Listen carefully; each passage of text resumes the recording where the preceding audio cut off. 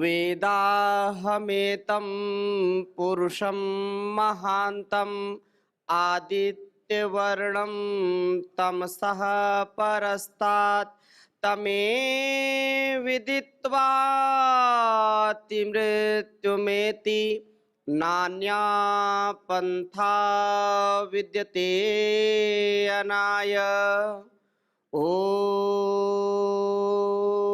शांति शांति शांति। मेरे साथ एक प्रार्थना बोलेंगे। दया कर दान भक्ति का हमें परमात्मा देना। दया करना हमारी आत्मा में शुद्धता देना। दया करना हमारी आत्मा में शुद्धता देना। सदा से आप दीनों का प्रभु उद्धार करते हो। सदा से आप दीनों का उद्धार करते हो। हमें भी दीन हालत से पतित पावन उठा देना। हमें भी दीन हालत से पतित पावन उठा देना। दया कर दान भक्ति का हमें परमात्मा देना। दया कर दान भक्ति का हमें परमात्मा देना। हमारे ध्यान में आओ प्रभु, आँखों में बस जाओ। हमारे ध्यान में आओ प्रभु, आँखों में बस जाओ। अंधेरे दिल में आकर के परम ज्योति जला देना। अंधेरे दिल में आकर के परम ज्योति जला देना। दया कर दान भक्ति का हमें परमात्मा देना। दया कर दान भक्ति का हमें परमात्मा देना। बहा दो प्रेम की गंगा, दिलों में प्रेम का सागर। बहा दो प्रेम की गंगा, दिलों में प्रेम का सागर। हमें आपस में मिलजुल कर प्रभु रहना सिखा देना। हमें आपस में मिलजुल कर प्रभु रहना सिखा देना। दया कर दान भक्ति का हमें परमात्मा देना। दया कर दान भक्ति का हमें परमात्मा देना। हमारा धर्म हो सेवा, हमारा कर्म हो सेवा। हमारा धर्म हो सेवा, हमारा कर्म हो सेवा। सदा ईमान ईमान हो सेवा वह सेवक चल बना देना। सदा ईमान हो सेवा वह सेवक चल बना देना। दया कर दान भक्ति का हमें परमात्मा देना। दया कर दान भक्ति का हमें परमात्मा देना। वतन के वास्ते जीना वतन के वास्ते मरना। वतन के वास्ते जीना वतन के वास्ते मरना। वतन पे जा फिदा करना प्रभु हमको सिखा देना। वतन पे जा फिदा करना प्रभु हमको सिखा देना। दया कर दान भक्ति का हमें परमात्मा देना।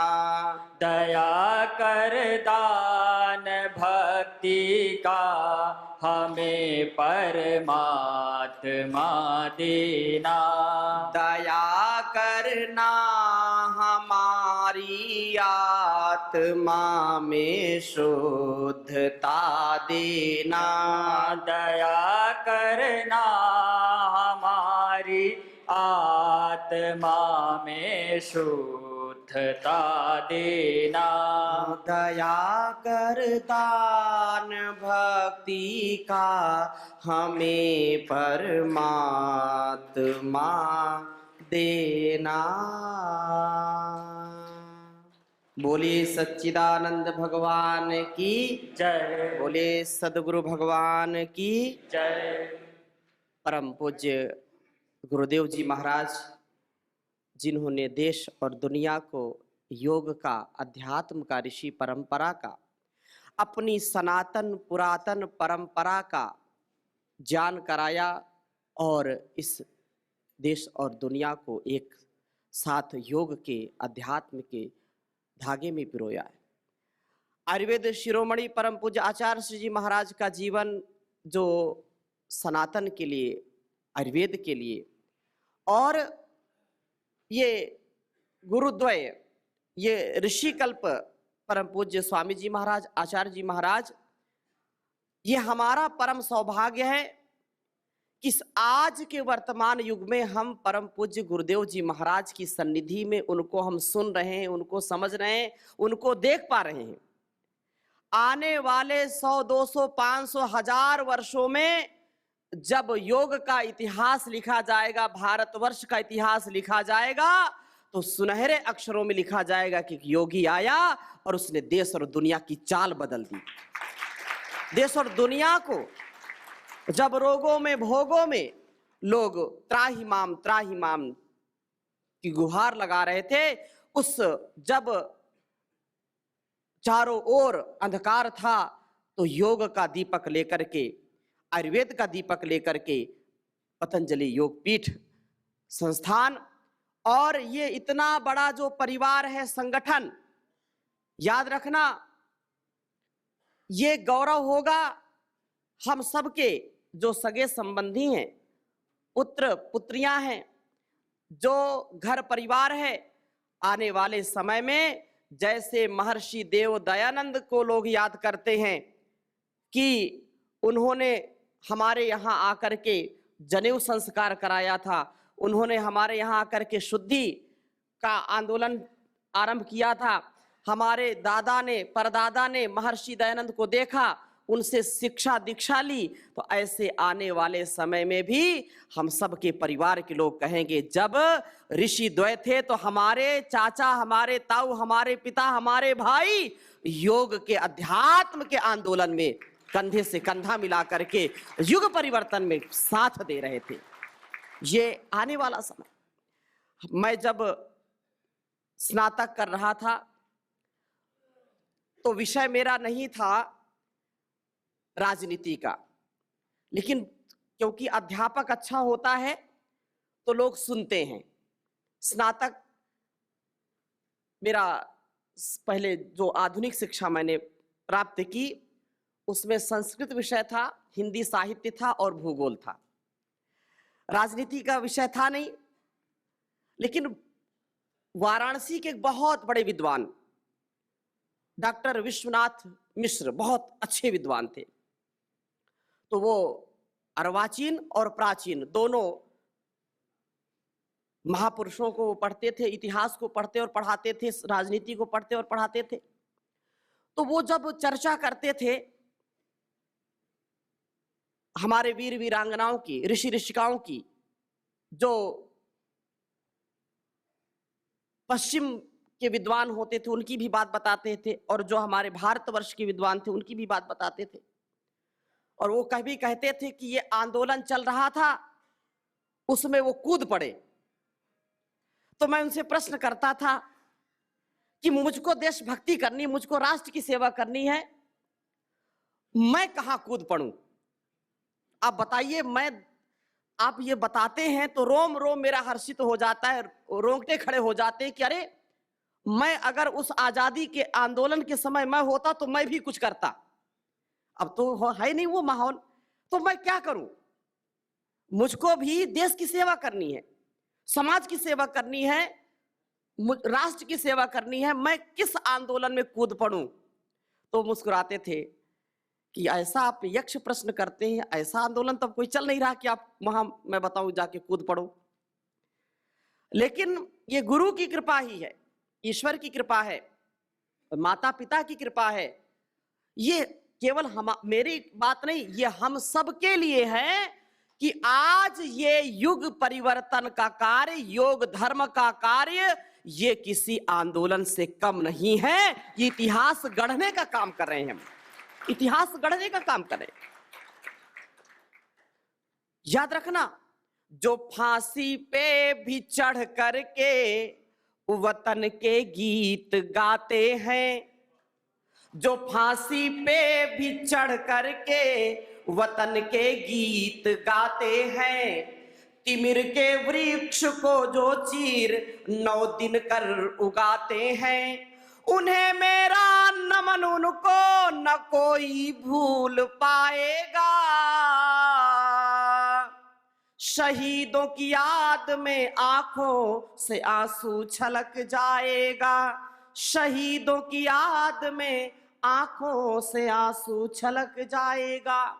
जिन्होंने देश और समाज की सेवा के लिए, अपनी मातृभूमि की सेवा के लिए, जिन्होंने हंसते हंसते फांसी के फंदे को चूम लिया, अपने प्राणों को निछावर कर दिया, आज देश के लिए मरने की नहीं, देश के लिए जीने की आवश्यकता है। और इसको हमको जी करके और दूसरों को भी जीने का सबक, जीने का सलीका सिखाना है। ये राष्ट्र सेवा है, ये योग की सेवा, ये विश्व की सेवा है, ये मानवता की सेवा, युग धर्म है ये। इसलिए ये बहुत बड़ा आंदोलन है, ये बहुत बड़ा महायज्ञ है, ये छोटा यज्ञ नहीं है। याद रखना, ये इतना बड़ा आंदोलन है जो विदेशी कंपनियां, जो हमारे सनातन परंपरा पर नित्य प्रति कुठाराघात कर रहे हैं, जो हमारी बहु बेटियों को कभी भी ठीक निगाहों से नहीं देखते, हमारे युवाओं को, युवतियों को, हमारे भारतवर्ष के चरित्र को जो तार तार करने का कुचक्र कर रहे हैं, भ्रष्टाचार कर रहे हैं, व्यभिचार कर रहे हैं, उनको मुंह तोड़ जवाब देना है। तो योग ही एक ऐसा साधन है जिससे हम अपने साहस को, अपने बल को, अपने चरित्र को, अपने खोए हुए अतीत को पा सकते हैं। भारतीय शिक्षा बोर्ड जो युवाओं को एक नई दिशा देने का, और हमारी जो पुरातन चिकित्सा पद्धति है, ये पूरा इतना बड़ा संगम है योग का, आयुर्वेद का, ऋषि परंपरा का, भारतीय शिक्षा, भारतीय चिकित्सा का, ये अपनी सनातन पुरातन परंपरा का इतनी बड़ी सेवा का अवसर हमको मिला है। इसलिए योग सेवा सबसे बड़ी सेवा है। योग सेवा सबसे बड़ी सेवा है। ये संपूर्ण जीवन का और इस जगत का रूपांतर करने की सेवा है, परिवर्तन का युग है। इसलिए ये कल आए ना आए, हमको अपने उत्तरदायित्व का पालन करना है। अपने कर्तव्य के पालन में हमको कभी पीछे नहीं रहना है। जितना तन मन धन, बचपन में हम जब विद्यालय में पढ़ते थे तो उद्घोष लगाते थे प्रार्थना के बाद। प्रार्थना सब विद्यालय में होती है। जन्म जहां पर हमने पाया, अन्न जहां का, वस्त्र जहां के, वो है प्यारा, इसकी रक्षा कौन करेंगे, कौन करेंगे, कौन करेंगे, कैसे करेंगे? तो योग से तो करेंगे, और योग में भी तन से करेंगे, मन से करेंगे, धन से करेंगे। कैसे करेंगे? पूरे जीवन से करेंगे। ये इतना बड़ा उद्देश्य हमको लेकर के चलना है, जो परम पूज्य गुरुदेव जी ने हमको सिखाया है, हमको जिस राह पर चलाया है, उसमें चरैवेती आगे बढ़ते रहना, कभी पीछे कदम नहीं रखना। बहुत प्रलोभन आएंगे, बहुत उलझने आएंगी, बहुत विकट संकट भी आएंगे, बहुत लोग कुछ ना कुछ कहेंगे। लोगों का काम है कहना, कुछ ना कुछ तो लोग कहेंगे, लोगों का काम है कहना, लेकिन तुम चलते रहना, सहते रहना। जो सहता है वही रहता है, जो सहता है वही, जो नहीं सहेगा नहीं रहेगा। द्वंद्व तो सहना पड़ेगा। बड़े बड़े तपस्वियों का जीवन का यही निष्कर्ष है। तो हमको योग की राह पर चलना है।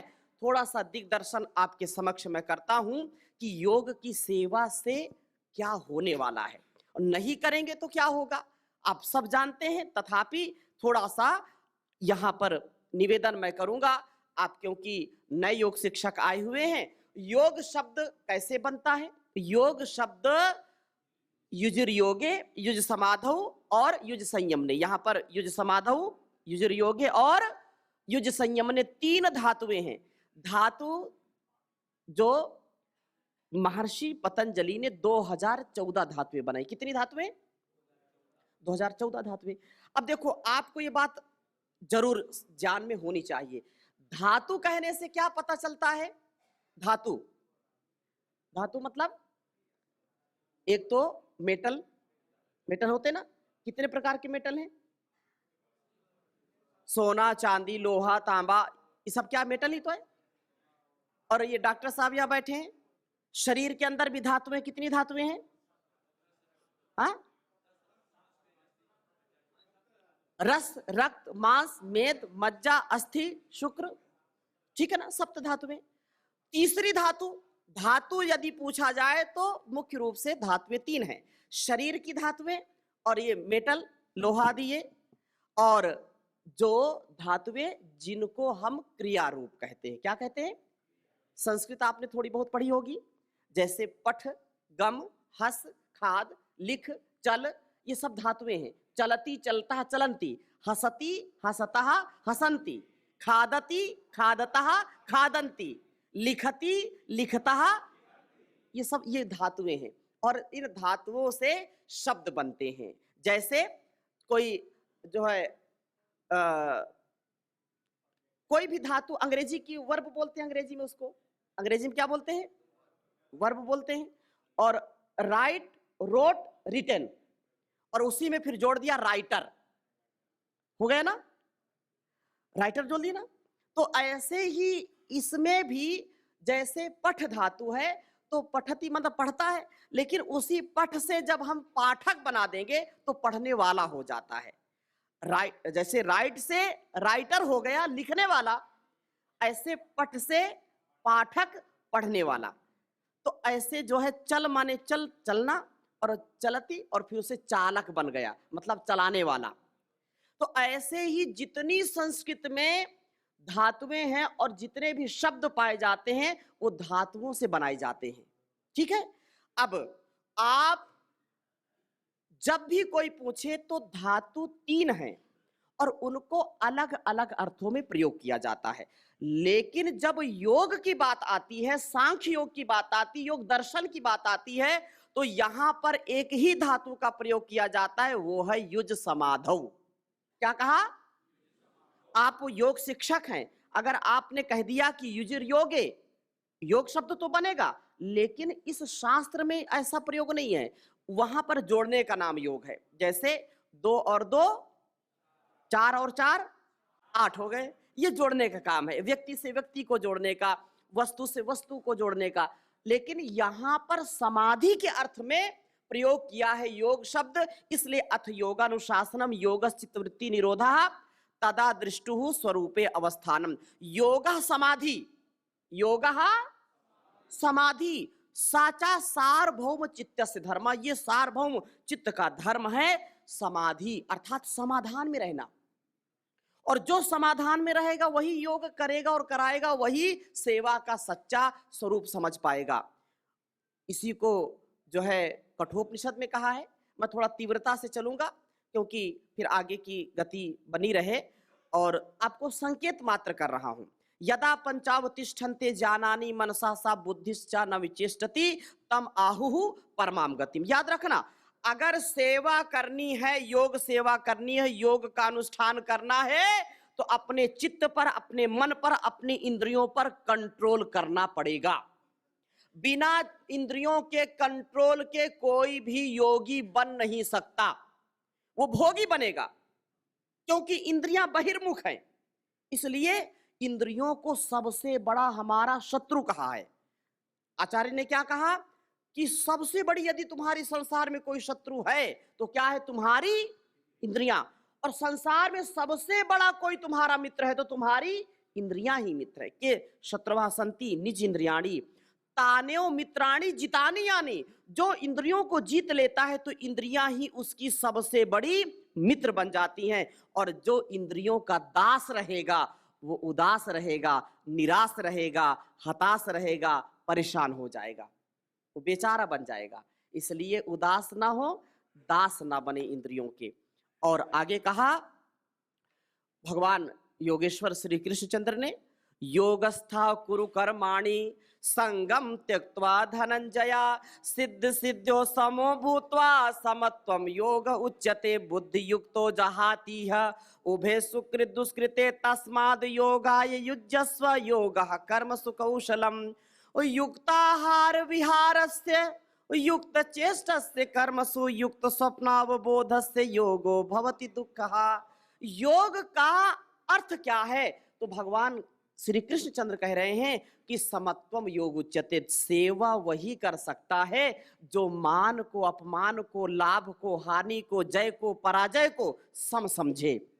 चाहे कोई दुख दे, चाहे कोई सुख दे, चाहे कोई हार पहनाए, चाहे कोई तिरस्कार करे, चाहे कोई पुरस्कार दे, कभी भी विचलित नहीं होना। चाहे कोई अलंकृत करे, चाहे कोई कलंकित करे, चाहे कोई दूषित करे, चाहे कोई विभूषित करे, लेकिन योगी कभी डावाडोल नहीं होता है। वही योग को जी सकता है और बुद्धि इसी में लगा करके जी सकता है। और चाहे कैसा भी कार्य हो, हर कार्य को कुशलता पूर्वक जो कर पाता है, वास्तव में वही सच्चा योगी होता है। सेवा चाहे कैसी भी सेवा हो, सेवा में कभी अहंकार नहीं, सेवा में कभी शर्त नहीं लगाते, सेवा में कभी शर्त नहीं लगाते। सेवा समर्पण के साथ की जाती है। सेवा में अगर शर्त है तो वो सेवा नहीं, वो व्यापार बन जाती है। वह सेवा व्यक्ति के लिए जो है बिल्कुल गले की घंटी बन जाती है। और जो सेवा को सत्कार के लिए, परोपकार के लिए करता है, उस सेवा से व्यक्ति का जीवन धन्य हो जाता है। याद रखना। और इसलिए अपने जीवन को योग से युक्त रखना। योगो भवति दुःखा युक्ताहार विहार से, आहार विचार व्यवहार सब ठीक हो और चेष्टाएं हमारी ठीक हो। चेष्टा गड़बड़ होती है तो इसका मतलब चंचलता है मन में। कुछ लोग चंचलता करते हैं, बैठे बैठे ही किसी को उंगली करते रहते हैं।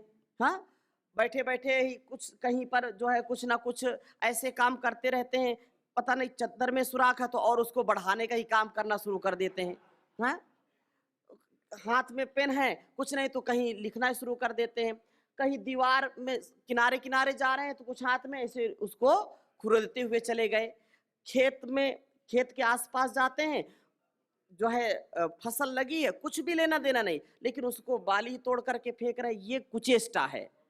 कहीं बैठे हैं, सब लोग खड़े हो गए, तो सब लोग आगे देख रहे हैं, पीछे किसी की कुर्सी ही हटा दिया, और जब बैठे हो धड़ाम से गिर जाए। तो ये कुचेष्टाएं हैं। अनावश्यक रूप से किसी को परेशान करना, परेशान होना, ये कुचेष्टाएं हमको नहीं करनी, चंचलता नहीं करनी।